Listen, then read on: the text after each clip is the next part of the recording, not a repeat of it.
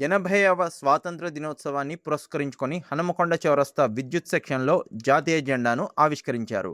ఈ కార్యక్రమంలో section AE Shri Rambabu, sub engineer Shrimati Nikhita, foremen Shri Vijayapal Reddy, line inspector P. Mahender Reddy, Kumaraswamy, lineman ఉమేష్‌తో పాటు ఏఎల్ఎంలు, ఆపరేటర్లు, అన్‌స్కిల్డ్ వర్కర్లు, బ్రేక్‌డౌన్ టీమ్ పాల్గొన్నారు. ఈ సందర్భంగా INTUC state secretary general Inagala Sridhar మాట్లాడుతూ కార్మికుల సమస్యల పరిష్కారం కోసమని 19వ తారీఖు తలపెట్టిన చలో విద్యుత్ సౌదా కార్యక్రమాన్ని విజయవంతం చేయాలని పిలుపునిచ్చారు. మిత్రులందరికీ 80వ స్వాతంత్ర దినోత్సవ శుభాకాంక్షలు.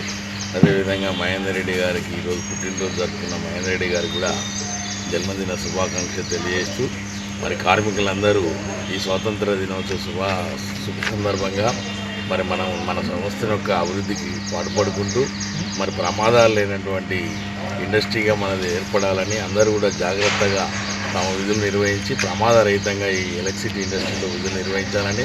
ప్రతి వ్యక్తి యొక్క కుటుంబం చాలా గొప్పది, అన్నిటికంటే ప్రాణాన్ని మించింది లేదు కాబట్టి ఎక్కువ ప్రాణ నష్టాలు లేకుండా మనందరం కూడా విద్యుత్ సంస్థ అంటే ప్రమాదభరితమైనటువంటి సంస్థ.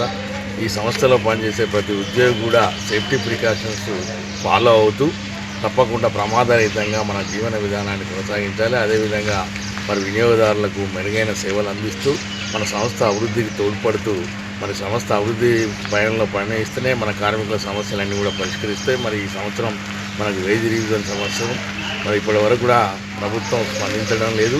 మరి ముఖ్యంగా మన సమస్యలన్నిటి మీద రేపు 19వ తారీఖు నాడు మహాధరణ కార్యక్రమాన్ని నిర్వహించడం జరిగింది, సెలవు తీసుకోవద్ద కార్యక్రమం.